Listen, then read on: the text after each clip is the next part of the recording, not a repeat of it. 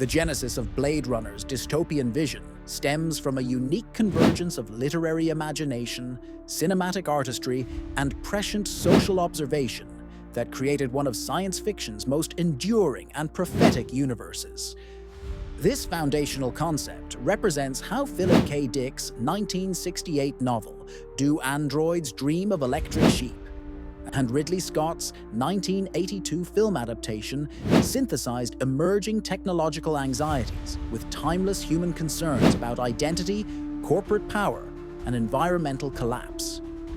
The significance of understanding Blade Runner's origins lies in recognizing how the creators identified nascent trends in the late 20th century that would eventually define our contemporary world.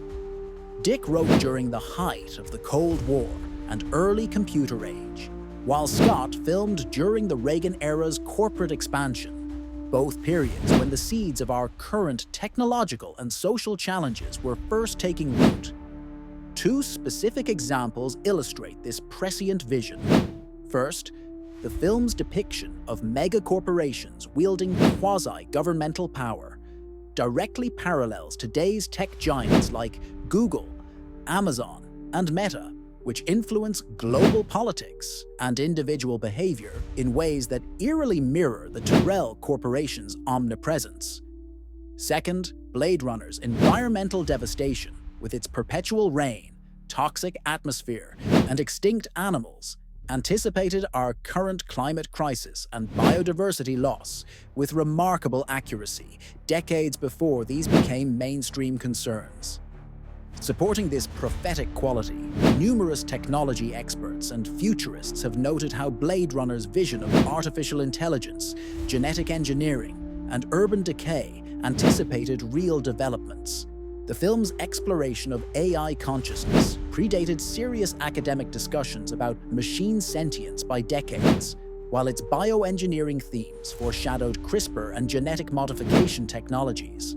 However, some critics argue that Blade Runner's dystopian outlook represents an overly pessimistic view that potentially becomes self-fulfilling, discouraging optimistic technological development. Others contend that the film's noir aesthetic romanticizes urban decay rather than critically examining systemic issues.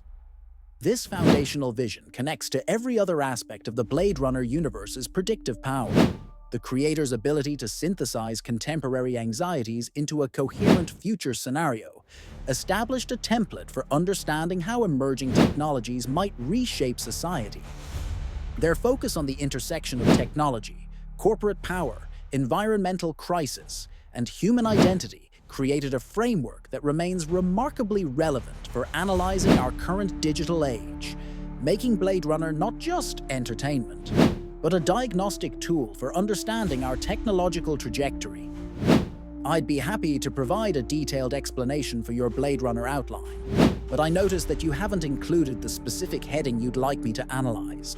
Could you please share the particular heading from your outline that you'd like me to focus on? Once you provide the heading, I'll give you a comprehensive 350 to 400 word explanation that covers a clear definition of the concept, its significance to how Blade Runner predicted our future, specific real-world examples, supporting viewpoints, potential controversies or challenges, connections to other aspects of the Blade Runner universe. Please share the heading you'd like me to elaborate on, and I'll craft a detailed response perfect for your script.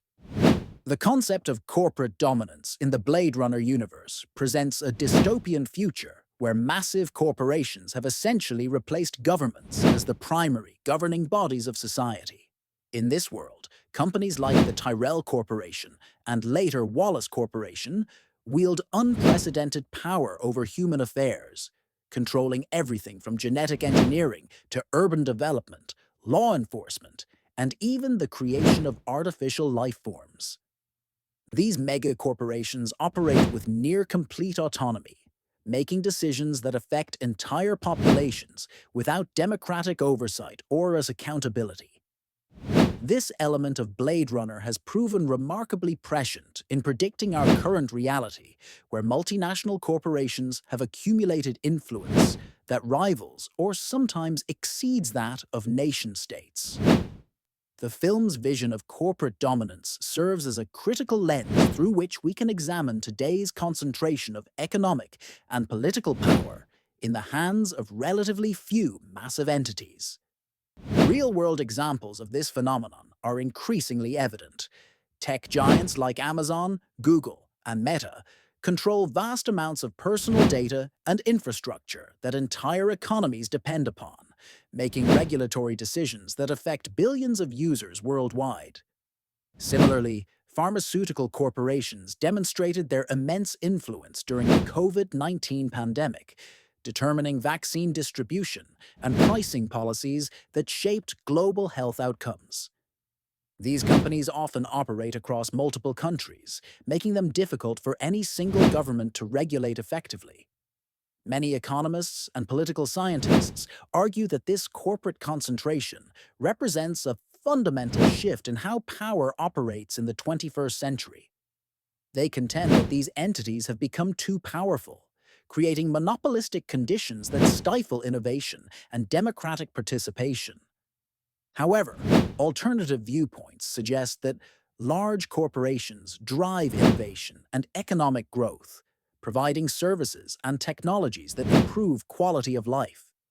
Some argue that market competition and existing regulatory frameworks provide sufficient checks on corporate power. The corporate dominance theme in Blade Runner connects directly to other dystopian elements in the universe, including environmental degradation, social inequality, and the commodification of life itself.